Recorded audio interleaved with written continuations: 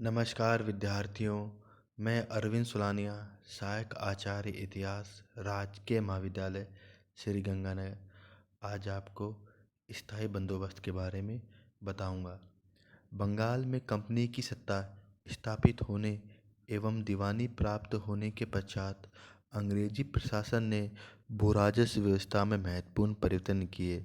इसका उद्देश्य अधिक से अधिक राजस्व प्राप्त करना एवं भारत से कच्चे माल का निर्यात करना था। इसलिए प्रचलित भूमि व्यवस्था में परिवर्तन लाया गया और इसी के तहत स्थायी बंदोबस्त नामक नई व्यवस्था की स्थापना की गई। वॉरेन हेस्टिंग्स ने भूराजस्व प्रणाली के संबंध में अनेक प्रयोग किए थे, लेकिन उसे कोई विशेष सफलता नहीं मिली। जब लॉर्ड कॉर्नवालिस भारत आया, उस समय एक वर्षीय बंदोबस्त लागू था। ठेकेदार कृषकों का शोषण करते थे। संचालकों ने कॉर्नवालिस को जमींदारों के साथ उदार दरों पर समझौता करने का आदेश दिया ताकि जमींदारों से समय पर तथा नियमित रूप से भूराजस्व प्राप्त होता रहे। कॉर्नवालिस ने देखा कि प्रचलित भूराजस्व व्यवस्था से किसानों व जमींदारों दोनों की स्थिति बिगड़ती जा रही है। स्वयं कॉर्नवालिस ने कहा था कि जब भारत में मैं पहुंचा, उस समय मैंने कृषि व व्यापार को गिरते हुए देखा।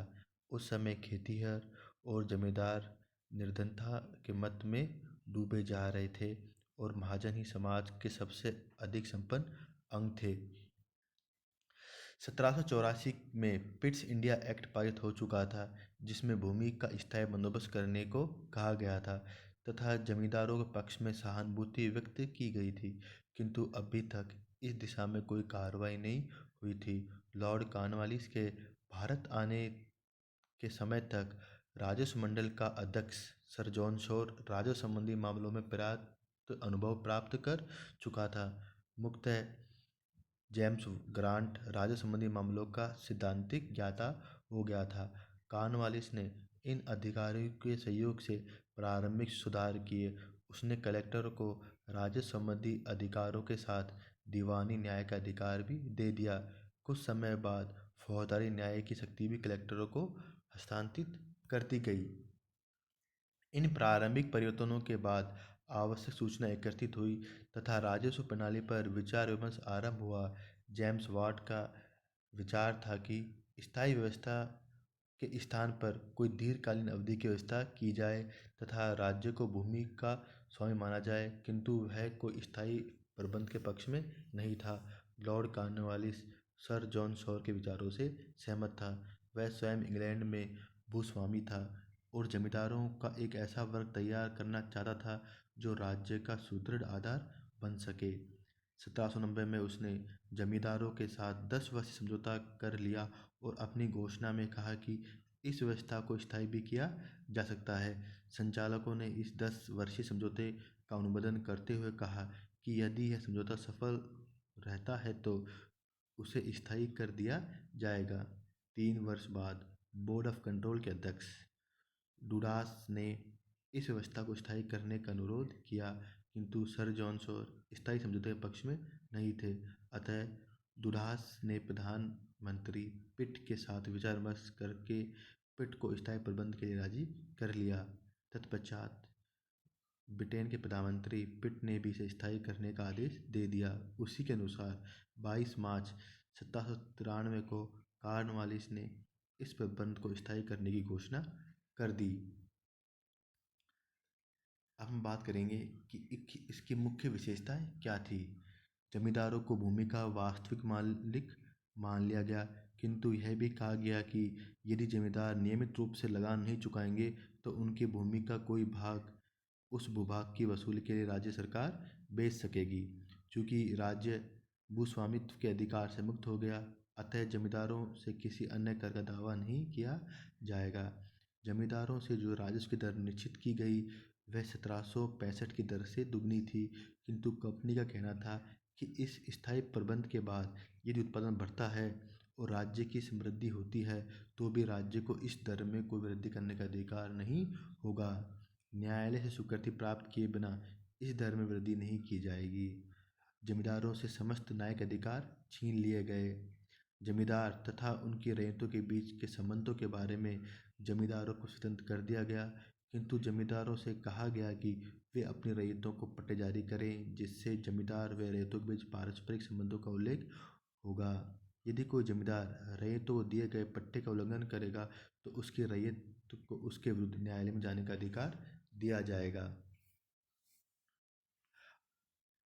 भूमि की उपज का उपभोग करने वाले तीन पक्ष थे: सरकार, जमींदार और किसान। कॉर्नवालिस ने सरकार के लिए राजस्व निर्धारित करने तथा जमींदारों के अधिकारों की घोषणा करके सरकार और जमींदारों के हितों की तो रक्षा कर दी, किंतु किसानों के हितों की पूर्ण रूप से उपेक्षा की। उन्हें जमींदार के दया पर छोड़ दिया गया। कॉर्नवालिस ने उन सभी लोगों को जमींदार मान लिया जो 1793 में भूस्वामी थे। इस प्रबंध द्वारा कॉर्नवालिस ने भूमि को संपत्ति मानकर उसके स्वामी को बेचने, दान देने अथवा दूसरे को हस्तांतरित करने का अधिकार प्रदान कर दिया, और ऐसा करते समय सरकार से पूर्व अनुमति लेना आवश्यक नहीं था।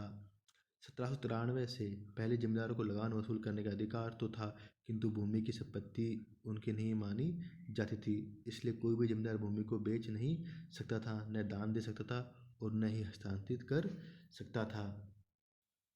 इस व्यवस्था के परिणामस्वरूप राज्य की आय में पर्याप्त वृद्धि हुई, क्योंकि जो राजस्व की दर निश्चित की गई वह 1765 की प्रचलित दरों की लगभग दुगनी थी। इस व्यवस्था से पूर्व बार बार भू राजस्व निर्धारण करने में सरकार का समय और धन दोनों की हानि होती थी, किंतु अब स्थायी व्यवस्था होने से धन और समय की बचत हो गई। इससे कंपनी की वार्षिक आय निश्चित हो गई, जिससे अब कंपनी को यह जानकारी हो गई कि कितनी सेवाएं प्रशासन के दूसरे कार्यों में उपलब्ध होने लगी तथा कंपनी अन्य प्रशासनिक सुधारों के बारे में सोचने लगी। इस प्रकार इस व्यवस्था के कारण कंपनी का प्रशासनिक बोझ कम हो गया। जमींदारों के साथ समझौता करके अंग्रेजों ने एक ऐसे वर्ग का सृजन किया जिस पर अपने अस्तित्व के लिए निर्भर रहा जा सकता था। इस प्रकार समाज में एक स्वामी भक्त वर्ग का निर्माण हो गया जो संकट के समय अंग्रेजों का पक्ष ग्रहण करने को तैयार था। सेठ नकार ने लिखा है कि स्थायी प्रबंध ने एक ऐसे धनी तथा विशेषाधिकार प्राप्त वर्ग को उत्पन्न किया जो सिपाही विद्रोह के समय सरकार का प्रधान स्तंभ बन गया। भू राजस्व की दर निश्चित हो जाने से भूमि के विकास के लिए पूंजी लगाने तथा उत्पादन में वृद्धि करने की आशा की जा सकती थी, क्योंकि अब जो फसल हो या ना हो, वार्षिक भू राजस्व तो चुकाना ही था। अतः बंगाल में अधिक से अधिक भूमि को खेती योग्य बनाया गया, जिससे नए गांव बसने लगे। कृषि उत्पादन में वृद्धि होने से संपन्नता में वृद्धि होना स्वाभाविक था। भू राजस्व हमेशा के लिए निश्चित हो जाने से इस संपन्नता का राज्य को कोई फायदा नहीं हुआ, किंतु इसे राज्य को अप्रत्यक्ष रूप से लाभ मिलने की आशा थी, क्योंकि कृषि उत्पादन का विकास होने से व्यापार एवं लोगों के जीवन स्तर में संपन्नता आना स्वाभाविक था तथा राज्य मनोरंजन कर, व्यापार पर कर तथा अन्य आर्थिक गतिविधियों पर कर लगाकर लाभान्वित हो सकता था। इस व्यवस्था के लागू होने से पूरे बंगाल में एकरूपता आ गई। जमींदारों से न्यायिक शक्तियाँ छीन लेने से दोहरा लाभ हुआ। प्रथम, अब जमींदार कृषि पर भी ध्यान दे सकते थे। दूसरा, न्यायिक शक्तियाँ ऐसे लोगों को हस्तांतरित हो जाने से जो इस कार्य में प्रशिक्षित थे। न्यायिक कार्यों में कार्यकुशलता की आशा की जा सकती। इस प्रकार इस व्यवस्था के समर्थकों का कहना है कि यदि इसमें जमींदारों का पक्ष लिया गया तो रैयतों के हितों का भी पूर्णतः उपेक्षा नहीं की गई, क्योंकि जमींदारों को उन्हें पट्टा देने को कहा गया, और यदि वे रैयतों के अधिकारों का अतिक्रमण करते तो रैयतों को न्यायालय में जाने का अधिकार था। ये स्थायी बंदोबस्त की कुछ विशेषताएं थी। अब बात करेंगे स्थायी बंदोबस्त के दोष। हमारे देश में किसान को ही भूमि का मालिक समझा जाता था और वह अपनी सुरक्षा के लिए राज्य को कर देता था। स्थायी प्रबंध के अंतर्गत जमींदारों के साथ समझौता करके किसानों को भूमि के स्वामित्व से अलग कर दिया गया। चार्ल्स मेटकाफ ने भी लिखा है कि हमने एक स्वामी वर्ग तैयार कर देश की समस्त संपत्ति को नष्ट कर दिया और दूसरों की संपत्ति स्वामी के अधीन कर दी। स्थायी बंदोबस्त में भू राजस्व की दर बहुत अधिक उच्च निर्धारित की गई थी। जो जमींदार इस दर से लगान नहीं चुका सकता था, उनकी संपत्ति राज्य के द्वारा बेच दी गई। उनको उनके वंशानुगत व्यवसाय से बेदखल कर दिया गया। जो व्यक्ति कभी जमींदार का सुख भोग रहा था, उसे अब दर दर की ठोकरें खानी पड़ी। आरंभ में कठिन परिश्रम करके जो राज्य की मांग के सामने टिक गए, किंतु बाद में धीरे धीरे धनवान हो गए और अपने गांव छोड़कर शहरों में बड़ी शान शौकत के साथ रहने लगे। इससे एक परजीवी वर्ग, वह प्राणी जो दूसरे प्राणी से पोषण पाता है, की उत्पत्ति हुई, जो भूमि धारक तो करता था किंतु उसकी देखभाल नहीं करता था। ऐसे जमींदारों ने रईयतों से भू राजस्व वसूल करने के लिए अपने एजेंट नियुक्त किए, जो गांव में उप भूस्वामी बन गए। ये एजेंट किसानों से अधिक लगान वसूल करने के लिए कानूनी व गैर कानूनी सभी तरह के किसानों का शोषण करने लगे, जिससे किसानों की स्थिति अत्यंत दयनीय हो गई। जमींदारों ने हर स्थानों पर अपनी रैयतों को पट्टे जारी नहीं किए, जहाँ पट्टे जारी किए उनका पूरी तरह से पालन नहीं किया। यद्यपि रईयतों को जमींदार के विरुद्ध न्यायालय में जाने का अधिकार तो था, किंतु ऐसा करने के लिए उनके पास साधन उपलब्ध नहीं थे। जमींदारों के पास सभी तरह के साधन उपलब्ध होने से वह स्वेच्छा से जैसा चाहे वैसा कर सकते थे। भू राजस्व स्थायी तौर पर निश्चित हो जाने से राज्य को होने वाली आय में कोई वृद्धि नहीं हुई। भूमि की पैदावार यदि 10 गुना भी बढ़ जाए तो इसका लाभ राज्य सरकार को नहीं मिल सकता था। इस व्यवस्था से राज्य के भावी लाभ पर प्रतिबंध लग गया। इस व्यवस्था का सबसे बड़ा दोष यह था कि रैयतों को, जो भूमि के वास्तविक मालिक थे, अपने घर में ही किराएदार बना दिया गया। यह व्यवस्था हमारी राष्ट्रीयता के लिए भी घातक सिद्ध हुई। जमींदार वर्ग सदैव ब्रिटिश सत्ता का स्वामी भक्त बना रहा।